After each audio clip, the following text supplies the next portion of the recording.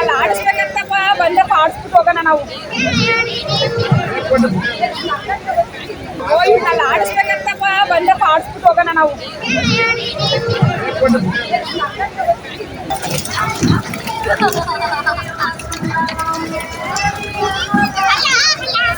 ಹಾಂ ಫ್ರೆಂಡ್ಸ್, ಈ ಸಾರಿ ಆಹಾರ ಮೇಳದಲ್ಲಿ ಎಲ್ಲ ಅಪ್ಪ ಅಮ್ಮಂದಿರು ಇದೇ ಮಾತು, ಮಕ್ಕಳನ್ನ ಆಡಿಸೋದು.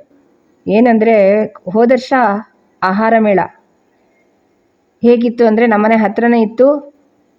ಎಲ್ಲಿ ಅಂದರೆ ಲಲಿತ್ ಮಹಲ್ ಮೈದಾನದ ಹತ್ರ ಇತ್ತು, ಸಿಟಿಯಿಂದ ದೂರ ಇತ್ತು. ಈ ಥರ ಅಮ್ಯೂಸಿಂಗ್ ಅಂತ ಆ ಥರ ಯಾವುದು ಇರಲಿಲ್ಲ, ಮಕ್ಕಳಿಗಾಗಲಿ ದೊಡ್ಡವರಿಗಾಗಲಿ. ತುಂಬ ಸೈಲೆಂಟಾಗಿತ್ತು, ಸಿಟಿಯಿಂದ ದೂರ ಇತ್ತು. ಹಾಗಾಗಿ ವ್ಯಾಪಾರವೂ ಇರಲಿಲ್ಲ, ಗ್ರಾಹಕರು ಇರಲಿಲ್ಲ, ಮಕ್ಕಳು ಇರಲಿಲ್ಲ, ಯಾರೂ ಇರಲಿಲ್ಲ. ನೀವು ಬೇಕಾದರೆ ಹಿಂದಿನ ಸಾರಿ ಒಂದು ಸ್ವಲ್ಪ ಹಾಕಿದ್ದೀನಿ ನೋಡಿ, ಆ ಥರ ವಿಡಿಯೋ ಇತ್ತು. ಈ ಸಾರಿ ತುಂಬ ಮಜವಾಗಿದೆ. ಯಾವುದು ಅಂತೀರಾ, ಈಗಾಗಲೇ ಗೊತ್ತಾಗ್ತಾ ಇದೆ ನಿಮಗೆ. ಇದು ಮೈಸೂರಿನಲ್ಲಿ ದಸರಾದಲ್ಲಿ ನಡೀತಾ ಇರುವಂತಹ ಆಹಾರ ಮೇಳ 2024. ಅದಕ್ಕೆ ನಾವು ಒಂದು ದಿವಸ ಭೇಟಿ ಕೊಟ್ಟಿದ್ವಿ, ಚೆನ್ನಾಗಿತ್ತು. ಮೋರೋವರು ಅಲ್ಲಿ ಬರುವ ಮಕ್ಕಳಿಗೆ ಸಣ್ಣ ಸಣ್ಣ ಪುಟ್ಟ ಇರುವಂತಹ ಏನು ಅಮ್ಯೂಸ್ಮೆಂಟ್, ಖುಷಿ ಪಡುವಂಥದ್ದು, ಜಂಪ್ ಮಾಡುವಂಥದ್ದು, ನೀರಾಡೋದು. ಮನೆಯಲ್ಲಿ ಪಾರ್ಕ್ಗಳಿಲ್ವಲ್ಲ ಇಲ್ಲಿ ಹೆಚ್ಚಾಗಿ ಮೈಸೂರಲ್ಲಿ, ಬೆಂಗಳೂರು ಹಾಗೆ ಅಷ್ಟೊಂದು ಪಾರ್ಕ್ ಇಲ್ಲ. ಆಟ ಆಡೋಕ್ಕೂ ಅಂತ ಏನು ಟಾಯ್ಸು ಅಥವಾ ನಮ್ಮ ಬೆಂಗಳೂರಲ್ಲಿರುವಂತಹ ಏನು ಸ್ಲೈಡ್ಸು, ಆಮೇಲೆ ಸ್ವಿಂಗ್ಸು ಯಾವುದೂ ಇಲ್ಲ. ಜೋಕಾಲಿ, ಜಾರೋ ಬಂಡಿ ಏನೂ ಇಲ್ಲ. ಓನ್ಲಿ ಮನೇಲಿ ಕೂತ್ಕೊಂಡು ಆಡಬೇಕು, ಇಲ್ಲ ರಸ್ತೆಯಲ್ಲಿ ಆಡಬೇಕು. ಹಾಗಾಗಿ ಎಲ್ಲ ಇಲ್ಲಿ ಬಂದು ಆಟ ಆಡ್ತಾಯಿದ್ವು ಮಕ್ಕಳೆಲ್ಲ. ಹಾಗಾಗಿ ಅದಕ್ಕೇ ದಿನ ಬರೋರಿದ್ರು, ಆಶ್ಚರ್ಯ ಇಲ್ಲ, ಅಷ್ಟು ಚೆನ್ನಾಗಿ ಎಂಜಾಯ್ ಮಾಡ್ತಾಯಿದ್ರು. ಆಮೇಲೆ ಮಳೆ ಸಖತ್ತಾಗಿ ದಿನಾನು ಮಳೆ ಕೈ ಕೊಡ್ತಾ ಇದೆ. ಸಂಜೆ ಆದ ತಕ್ಷಣ ಮಳೆ ಬರ್ತಾಯಿದೆ. ಆದ್ರೂ ನೋಡಿ ಎಷ್ಟೊಂದು ಜನ ಬರ್ತಾ ಇದ್ದಾರೆ. ಅರ್ಧ ಮಕ್ಕಳಿಗೋಸ್ಕರ ಬಂದರೆ ಇನ್ನಷ್ಟು ಜನ ಊಟ ತಿಂಡಿಗೆ ಬರ್ತಾ ಇದ್ದಾರೆ. ಊಟನೂ ಈ ಸರಿ ತುಂಬ ಚೆನ್ನಾಗಿತ್ತು, ಒಂದಕ್ಕಿಂತ ಒಂದು ಚೆನ್ನಾಗಿತ್ತು. ಡಿಫ್ರೆಂಟಾಗಿ ಕರ್ನಾಟಕದ ಎಲ್ಲ ಭಾಗಗಳ ಎಲ್ಲ ಖಾದ್ಯ ತಿಂಡಿಗಳು, ವೆಜ್ಜು ನಾನ್ ವೆಜ್ಜು ಎಲ್ಲ ಅಲ್ಲಿ ಲಭ್ಯ ಇದ್ವು. ಸೊ ಹಾಗಾಗಿ ತಿಂಡಿ ಪ್ರಿಯರಿಗೂ ತಿಂಡಿ ಖುಷಿ, ಮಕ್ಕಳಿಗೆ ಆಡೋ ಖುಷಿ. ಹಾಗಾಗಿ ಜನನೋ ಜನ. ನಾವು ಸಂಜೆ 5:50 ಬಿಟ್ಟರೆ 6:50, ಅರ್ಧ ಗಂಟೆ ರಸ್ತೆಗೆ 1 ತಾಸು ತಗೊಂಡು ಹೋದ್ವಿ, ಅಷ್ಟು ರಶ್ ಇದೆ ಮೈಸೂರಿವಾಗ. ಸೊ ಅಂತೂ ನಾವು ಹೋಗಿದ್ದೆಲ್ಲ ನಿಮ್ಗೆ ಇವಾಗ ಕತೆ ಹೇಳ್ತಾ ಇದ್ದೀನಿ. ಇದು ಡಿಫ್ರೆಂಟ್ ಆಗಿರ್ತಾ ಇದೆ. ಪ್ರೀತಿಯಿಂದ ನೋಡಿ, ಪೂರ್ತಿ ನೋಡಿ. ಇದು ಶಿರಧಾರಿ ಜೀವನ. ಪ್ಲೀಸ್ ಲೈಕ್ ಮಾಡಿ, ಶೇರ್ ಮಾಡಿ, ಸಬ್ಸ್ಕ್ರೈಬ್ ಮಾಡ್ಕೊಳ್ಳೋದಕ್ಕೆ ಮರಿಬೇಡಿ. ಬನ್ನಿ ನೋಡ್ಕೊಂಬರೋಣ. ಫಸ್ಟು ಈ ಶಿಶಿರನ್ನು ಒಂದು ಸ್ವಲ್ಪ ಆಟ ಆಡಿಸಿ ಬೇರೆದೆಲ್ಲ ನೋಡೋದಕ್ಕೆ ರಿಲ್ಯಾಕ್ಸ್ ಮಾಡ್ಕೊಂಡು ಬಂದುಬಿಡೋಣ, ಇಲ್ಲ ಅಂದರೆ ಆಮೇಲೆ ಗಲಾಟೆ ಶುರುವಾಗಿ ಹೋಗುತ್ತೆ. ಹಾಗಾಗಿ ಫಸ್ಟಿಗೆ ನಾವು ಅವನ್ನ ಆಟ ಆಡಿಸ್ಕೊಂಡು ಬಂದುಬಿಡೋಣ.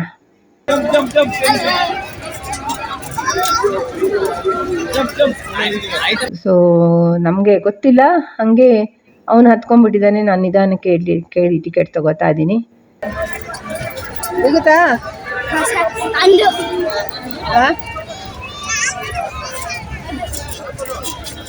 ವಾಟರಾ? ತಡಿ ಚಪ್ಪಲಿ ಏನಾಯ್ತು ನಿಂದ? ಒಂದು ಚಪ್ಪಲಿ.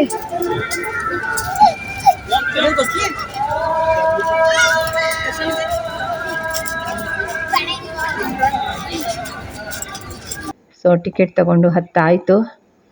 ಆಮೇಲೆ ನೋಡಿ ಇಲ್ಲಿ ಎಷ್ಟೊಂದು ಮಕ್ಕಳು ಹತ್ತೋದು ಆಡೋದು, ಖುಷಿನೋ ಖುಷಿ.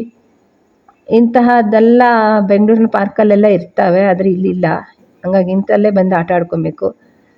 ಸೊ ಇವರಿಗೆ ಒಳ್ಳೆ ಬಿಸ್ನೆಸ್ಸು ಆಗುತ್ತೆ ಅಂತ ಅಂದ್ಕೊಳ್ತೀನಿ. ಯಾಕೆಂದರೆ ನೋಡಿ ಇಷ್ಟೊಂದು ಸಾಮಾನೆಲ್ಲ ಕಟ್ಕೊಂಡು, ಮಳೆ ಬಿಸಿಲು ಇಲ್ಲದೆ ಜಾತ್ರೆಗಳಲ್ಲಿ ಮೇಳಗಳಲ್ಲಿ ಎಲ್ಲ ಹೊತ್ಕೊಂಡು ಓಡಾಡ್ತಾರೆ. ನಮಗೆ ಪೇರೆಂಟ್ಸಿಗೆ ಈ ಮಕ್ಕಳ ಖುಷಿ ನೋಡೋದಕ್ಕೆ ನಮಗೆ ಖುಷಿ. ಈ ಖುಷಿ ಸಣ್ಣ ಖುಷಿ ಪಡೆಯೋದಕ್ಕೆ ಈ ಜನಗಳು ಎಷ್ಟು ಕಷ್ಟಪಡ್ತಾರೆ, ಅವ್ರ ಕತೆ ಏನು ಎಲ್ಲ ತಿಳ್ಕೊಂಡು ಬರೋಣ ಬನ್ನಿ. ನಿಮ್ಮ ಹೆಸರು? ಶಾಹಿನಾ ಬಾನು. ಎಷ್ಟು ದಿವಸದಿಂದ ಹಾಕಿದ್ದೀರಾ ಇದನ್ನ? ಇವತ್ತಿಗೆ 2 ದಿವಸ. ಮೊದಲೇನಾರು ಹಾಕಿದ್ರಾ ಇದು ನಿಮ್ದು? ಇದು ಚನ್ನರಾಯಪಟ್ಟಣದಾಗಿದ್ವಿ. ಚನ್ನರಾಯಪಟ್ಟಣ. ವರ್ಷದಲ್ಲಿ ಎಷ್ಟು ಕಡೆ ಹೋಗ್ತೀರಾ? ಕೇರಳ ಎಲ್ಲ ಕಡೆ ಹೋಗ್ತೀವಿ. ಹೌದಾ? ಕೇರಳ, ಕರ್ನಾಟಕ. ಓಕೆ. ಒಂದು ವರ್ಷಕ್ಕೆ ಎಷ್ಟು ಟರ್ನ್ ಓವರ್ ಮಾಡ್ತೀರಾ ಇದರಲ್ಲಿ? ಸರಿ ಆಗ್ತದೆ, ಇಲ್ಲಾಂದ್ರೆ ಇಲ್ಲ. ಜಾತ್ರೆ ಒಳ್ಳೇದಿದ್ರೆ ನಡೀತದೆ. ಒಂದು ಅವರೇಜ್ ಒಂದು ಏನು ಬಿಸ್ನೆಸ್ ಇಲ್ಲ ಅಂದ್ರೆ ಎಷ್ಟು ಮಾಡ್ತೀರಾ? ಬಿಸ್ನೆಸ್ ಇದ್ರೆ ಹೆಂಗ್ ಮಾಡ್ತೀರಾ?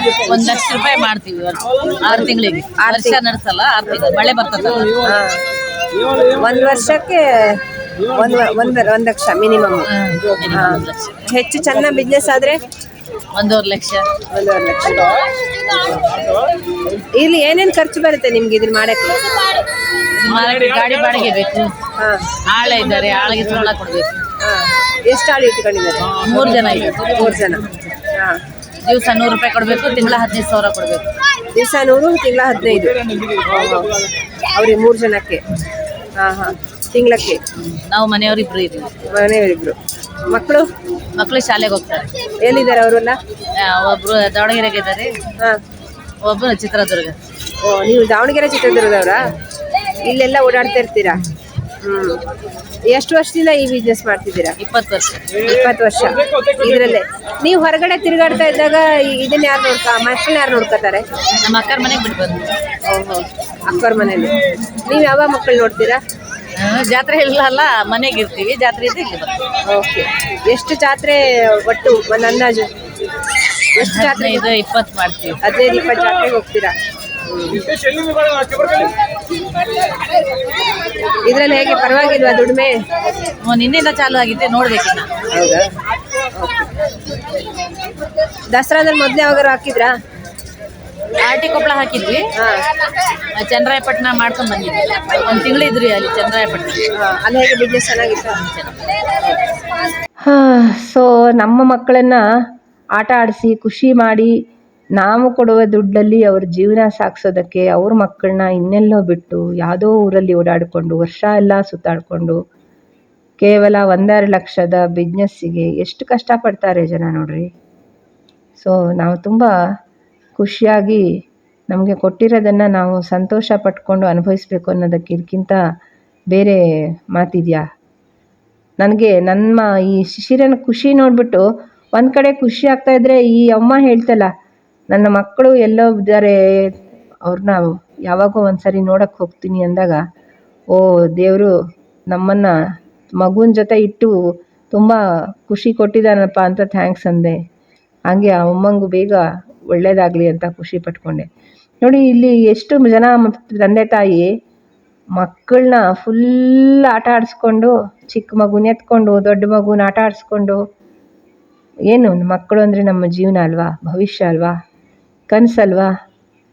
ಸೊ ಅವ್ರು ಒಂದು ಸಾರಿ ಒಂದು 50 ರೂಪಾಯಲ್ಲಿ ಖುಷಿ ಪಡೋದಾದರೆ ಪಡಲಿ ಬಿಡಿ ಅಂತ ಎಷ್ಟು ತಂದೆ ತಾಯಿ ಪ್ರೀತಿಯಿಂದ ನಿಲ್ಲಿಸ್ಕೊಂಡಿದ್ರು. ನಮಗೂ ನಮ್ಮ ತಂದೆ ತಾಯಿ ಎಷ್ಟು ಪ್ರೀತಿಯಿಂದ ನೋಡ್ಕೊಂಡಿದ್ದಾರಲ್ವ ಅಂತ ನನಗೂ ನೆನಪಾಗ್ತಾ ಇತ್ತು. ತುಂಬ ಚೆನ್ನಾಗಿದೆ. ನಾವು ಎಷ್ಟು ಹಠ ಮಾಡಿದ್ವಿ, ನಮ್ಮ ಮಕ್ಕಳು ಹೇಗೆ ಅಂತ ಕಂಪೇರ್ ಮಾಡ್ತಾ ಇತ್ತು. ಯಾಕಂದರೆ ಇವರಿಗೆಲ್ಲ ಮೊಬೈಲ್ ಸಿಕ್ಕಿದೆ, ಜೀವನ ತುಂಬ ಜೋರಾಗಿ ಹೋಗ್ತಾವ್ರದ್ದು. ನಮ್ಮದು ಸ್ಲೋ ಆಗಿ ನಿಧಾನವಾಗಿ ನಾವು ಬೆಳೆದ್ವಿ. ಸೊ ಬಹುಶಃ ನಾವಿನ್ನೂ ನಿಧಾನವಾಗೇ ಇದ್ದೀವಿ ಅನಿಸುತ್ತೆ. ಇರಲಿ, ಆಯಾ ಕಾಲಕ್ಕೆ ಹೇಗೆ ಬೇಕೋ ಹಾಗೆ ಪ್ರಕೃತಿ ಮನುಷ್ಯನ ಬದಲಾಯಿಸುತ್ತೆ, ಮಕ್ಕಳನ್ನ ಬದಲಾಯಿಸುತ್ತೆ, ಜೀವನ ಬದಲಾಯಿಸುತ್ತೆ.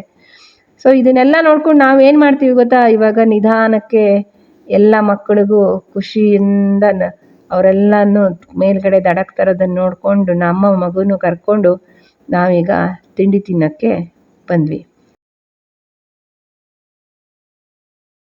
ಇಲ್ಲಿ ನೋಡಿ ಜನ ನೋಡಿ, ಅಪ್ಪ ಅದು ಏನು ಜನ ಕಣ್ರಿ, ಇಲ್ಲಿ ಸಿಕ್ಕಾಪಟ್ಟೆ ಜನ. ಯಪ್ಪ, ಇಲ್ಲೊಂದು ಕಡೆ ಏನಾಯಿತು ಗೊತ್ತಾ, ನಮ್ಮ ಶಿಶಿರ ಪೊಟ್ಯಾಟೊ ಟ್ವಿಸ್ಟರ್ನ ತಗೊಳ್ಳೋದಕ್ಕೆ ಹೋದ. ಅಲ್ಲಿ ನಾನು ನಿಂತಿದ್ದೆ ಕ್ಯೂನಲ್ಲಿ. ಆ ಬಿಸಿ ಬಿಸಿ ಆದ ಪೊಟ್ಯಾಟೊ ಇದಕ್ಕೆ ಪೆರಿ ಪೆರಿ ಸಾಸ್ ಹಾಕ್ಕೊಡ್ತಾರಲ್ಲ, ಆ ಸಾಸು ಬಿದ್ದುಬಿಡ್ತು ಮಗುನ ಕಣ್ಣ ಮೇಲೆ. ಗೊತ್ತಾಗಿಲ್ಲ ಅವರಿಗೆ. ಆ ಮಗುನ ಈ ಥರದೆಲ್ಲ ಕರ್ಕೊಂಡು ಹೋದಾಗ ಬೆಂಕಿ ಹತ್ತಿರ, ಅಲ್ಲಿ ಗ್ಯಾಸ್ ಹತ್ತಿರ, ಆಮೇಲೆ ಬಿಸಿ ಬಿಸಿಯಾಗಿ ತಗೊಂಡು ಬರೋ ಜಾಗದಲ್ಲಿ ನಿಲ್ಲಿಸಬಾರ್ದು ಕಣ್ರಿ. ನಿಮ್ಮ ಮಕ್ಕಳು ಕರ್ಕೊಂಡು ನೀವು ಹೊರಗಡೆ ಹೋದಾಗ ಅವ್ರ ಕೈಯನ್ನು ಬಿಡಬೇಡಿ. ಅವ್ರು ಎಲ್ಲಿದ್ದಾರೆ ಏನು ಎತ್ತ ಅಂತೆಲ್ಲ ನೋಡ್ಕೊಳ್ಳಿ. ಆಮೇಲೆ ಮೋರವರು ಈ ಥರ ಗ್ಯಾಸು ಬಿಸಿ ಬಿಸಿ ಇದ್ದಾಗ ಅಲ್ಲಿ ಮಗುನ ನಾನು ತಗೊಂಡಿಲ್ಲ. ಯಾಕಂದರೆ ಬೇರೆಯವ್ರ ಮಕ್ಕಳನ್ನ ನಾನು ತೋರಿಸೋದಿಲ್ಲ ಅವ್ರ ಪರ್ಮಿಷನ್ ಇಲ್ಲದೆ. ಬಟ್ ಕಣ್ಣ ಮೇಲೆ ಆ ಸಾಸ್ ಬಿತ್ತು, ತುಂಬ ಕೂಗ್ಕೊಂಡು ಹತ್ಕೊಂಡು ಹೋಯಿತು. ಆಮೇಲೆ ಏನಾಯಿತು ಅಂತ ಗೊತ್ತಾಗಿಲ್ಲ ಆ ಮಗುಗೆ ಏನಾಯಿತು ಅಂತ. ಬಟ್ ಸ್ಟಿಲ್ ಬಿಸಿ ಬಿಸಿ ಸಾಸು ಕಣ್ಣ ಮೇಲೆ ಬಿದ್ದರೆ ಏನಾಗ್ಬೋದು ಡಾಕ್ಟ್ರ್ ಹತ್ರ ಹೋಗಲೇಬೇಕು. ಸೊ ಎಷ್ಟು ಡೇಂಜರ್ ಇರುತ್ತೆ ನೋಡಿ. ಸೊ ಹಾಗಾಗಿ ಮಕ್ಕಳನ್ನ ತುಂಬ ಜೋಪಾನವಾಗಿ ನೋಡ್ಕೊಳ್ಳಿ. ಇಂಥಲ್ಲೆಲ್ಲ ಕರ್ಕೊಂಡು ಹೋದಾಗ ಅವ್ರ ಕೈ ಬಿಡಬೇಡಿ. ಆಮೇಲೆ ಬಿಸಿ ಬಿಸಿಯಾಗಿರುವಂತಹ ಜಾಗದಲ್ಲಿ, ಅಪಾಯ ಇರುವಂತಹ ಜಾಗದಲ್ಲಿ ನೋಡಿಕೊಂಡು ಕರ್ಕೊಂಡು ಓಡಾಡಿ. ಪಾರ್ಕಿಂಗ್ ಇರ್ಬೋದು, ರಸ್ತೆ ದಾಟವಾಗಿರ್ಬೋದು, ಎಲ್ಲ ಕಡೆ ಹುಷಾರಾಗಿರಿ. ಆಮೇಲೆ ವ್ಯವಸ್ಥೆ ಮಾಡಿದವ್ರ ಬಗ್ಗೆ ನಾವು ಕಂಪ್ಲೇಂಟ್ ಮಾಡೋದ್ರಲ್ಲಿ ಅರ್ಥ ಇಲ್ಲ. ನಮ್ಮ ಎಚ್ಚರಿಕೆಯಲ್ಲಿ ನಾವಿರಬೇಕು. ಸೊ ಇದೆಲ್ಲ ಅನುಭವ ಆಯಿತು. ನಾವು ಚೆನ್ನಾಗಿ ಮುಳುಬಾಗಿಲು ದೋಸೆ, ಆಮೇಲೆ ಪೆರಿ ಪೆರಿ ಏನದು ಪೊಟ್ಯಾಟೊ ಟ್ವಿಸ್ಟರ್ ಇತ್ತೀಚೆಗೆ ಬಂದಿದ್ದು, ಅದು ಸೂಪರ್ ಸೇಲ್ ಆಗ್ತಾಯಿತ್ತು. ಆಮೇಲೆ ಎಲ್ಲನೂ ತಿಂತಾಯಿದ್ರಿ. ಉತ್ತರ ಕರ್ನಾಟಕ ಜೋಳದ ರೊಟ್ಟಿ ಮೈಸೂರು ಭಾಗದಲ್ಲಿ ತಿನ್ನೋದು ನೋಡಿ ಖುಷಿ ಆಗ್ತಾಯಿತ್ತು. ಯಾಕೆಂದರೆ ನಾವು ಉತ್ತರ ಕರ್ನಾಟಕದ ಶಿರ್ಸಿಯವರಲ್ವ, ಹೇಗಾದರೂ ಹುಬ್ಬಳ್ಳಿ ಧಾರವಾಡ ಎಲ್ಲ ಹತ್ತಿರ, ಜೋಳದ ರೊಟ್ಟಿ ಹತ್ತಿರ. ಅವರೆಲ್ಲ ಖುಷಿಯಿಂದ ತಿಂತಾಯಿದ್ರೆ ನಮ್ಮೂರಿನ ಯಾವುದೋ ತಿಂಡಿ ಹೋಗ್ತಾ ಇದ್ದಲ್ಲ ಇಲ್ಲಿ ಅಂತ ತುಂಬ ಖುಷಿ ಆಗ್ತಾಯಿತ್ತು. ನಮ್ಮೂರು ನೆನಪಾಗ್ತಾಯಿತ್ತು. ಹಾಗೆ ಇಲ್ಲಿಯ ಜನರು, ಆಹಾ, ಎಲ್ಲ ಒಂಥರ ಖುಷಿ ಕೊಡ್ತಾಯಿತ್ತು. ಸೊ ನಾವು ಅದೆಲ್ಲ ಖುಷಿಯನ್ನು ತುಂಬಿಸ್ಕೊಂಡು ಇನ್ನೇನು ಹೊರಗೆ ಬೀಳೋಷ್ಟರಲ್ಲಿ ನಮ್ಮ ಶಿಶಿರಂಗೆ ಆಟಿಕೆ ಸಾಮಾನು ನೆನಪಾಯಿತು. ಎಲ್ಲ ಬಿಟ್ಬಿಟ್ಟು ನನ್ನನ್ನು ಮಾತ್ರ ನಡೆಸ್ಕೊಂಡು ಬಂದ್ರಿ ಅಂತ ಬೇಜಾರು ಮಾಡ್ಕೊಂಡ. ಯಾಕೆಂದರೆ ಮಕ್ಕಳು ನೋಡಿ ತುಂಬ ಸೂಕ್ಷ್ಮ ಆಗಿರ್ತವೆ. ಆ ಮಕ್ಕಳ ಮನಸ್ಸಿದೆಯಲ್ಲ, ಅದು ಹೇಳೋಕ್ಕೊಂದು ಗೊತ್ತಾಗಲ್ಲ ತನಗೇನಾಗುತ್ತೆ, ಏನಕ್ಕೆ ತನಗೆ ಬೇಜಾರಾಗಿದೆ ಅಂತ. ಮತ್ತು ಅವರು ಬೇಜಾರಾಗೋದೊಂದು, ಅವ್ರು ಹೇಳೋದೊಂದು. ಸೊ ಅವರ ಮಾತನ್ನು ಸರಿಯಾಗಿ ನಾವು ಕೇಳಿಸ್ಕೊಬೇಕು ಅನ್ನೋದನ್ನು ಬಹುಶಃ ಈ ಟ್ರಿಪ್ಪಿಂದ ನಾನು ಕಲಿತೆ. ಇದೆಲ್ಲ ಅನುಭವಗಳನ್ನು, ಖುಷಿಯನ್ನು ಎಲ್ಲ ಹೊತ್ಕೊಂಡು ನಾವು ಹೊರಗೆ ಬೀಳೋಷ್ಟರಲ್ಲಿ 8:30 ಆಗ್ತಾಯಿತ್ತು. ಮಳೆ ಇನ್ನೇನು ಹನಿಗಳು ಬೀಳೋದಕ್ಕೆ ರೆಡಿ ಆಗ್ತಾಯಿದ್ದು. ನಮ್ಗೆ ಬೇಗ ಹೋಗಬೇಕು. ಅಷ್ಟರಲ್ಲಿ ಏನಾಯಿತು, ಇಲ್ಲೊಬ್ಬ ಗಾಂಧೀಜಿ ಪ್ರತಿಮೆ ಕಾಣಿಸ್ತಾ ಇತ್ತು. ಪ್ರತಿಮೆ ರೂಪದಲ್ಲಿ ಬಟ್ಟೆ ಹಾಕ್ಕೊಂಡು ಮೇಕಪ್ ಮಾಡಿಕೊಂಡು ನಿಂತ್ಕೊಂಡಿದ್ದ ನನಗೆ, ಈ ಗಾಂಧೀಜಿ ಇವತ್ತು ಈ ಥರ ಪ್ರತಿಮೆ ಆಗೋದ್ರಲ್ಲ, ಅದಕ್ಕೆ ಸರಿಯಾಗಿ ಹಿಂದಿನಲ್ಲಿ ದೇವ ಮಂದಿರದಲ್ಲಿ ಅಂತ ಹಾಡು ಬೇರೆ ಬರ್ತಾಯಿತ್ತು. ಯಾಕೋ ಇವತ್ತಿನ ಜಗತ್ತಿನಲ್ಲಿ ಗಾಂಧಿ ಒಂದು ಪ್ರತಿಮೆ ಮತ್ತು ಆ ಹಾಡು ವಿಚಿತ್ರವಾದ ಕಾಂಬಿನೇಷನ್ ಅಂತ ಅನಿಸ್ತಾ ಇತ್ತು. ಸರಿಯಾಗಿ ನಮ್ಮ ಮಗ ಶಿಶಿರ ಬೇರೆ ಅಳ್ತಾ ಇದ್ದ. ಇದೆಲ್ಲ ಸೇರಿಕೊಂಡು ನನಗೆ ಕೊನೆಯಲ್ಲಿ ಒಂದು ವಿಷಾದ ಉಳ್ಕೊಂಬಿಡ್ತು. ಆ ಮಗುವಿನ ನೆನಪು, ಆ ಕಷ್ಟಪಡೋರ ಜೀವನ, ಆಮೇಲೆ ಇದೆಲ್ಲ ನೋಡಿ ಒಂಥರ ಮಿಕ್ಸ್ ಆದ ಒಂದು ಭಾವನೆ, ವಿಚಿತ್ರವಾದ ಭಾವನೆಯನ್ನು ಹೊತ್ತು ನಾನು ಹೊರಗೆ ಬಂದೆ.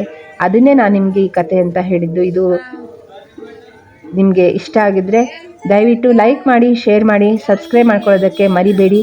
ಇಂತಹ ಜೀವನಕ್ಕೆ ಹತ್ತಿರವಾದ, ಉಪಯುಕ್ತವಾದ ಬೇರೆ ಬೇರೆ ಅನುಭವವನ್ನು ನಾನು ನಿಮ್ಮೊಂದಿಗೆ ಶೇರ್ ಮಾಡ್ತಾ ಇರ್ತೀನಿ. ಮತ್ತೆ ಸಿಗೋಣ ಮುಂದಿನ ಸಂಚಿಕೆಯಲ್ಲಿ. ಎಲ್ರಿಗೂ ನಮಸ್ಕಾರ.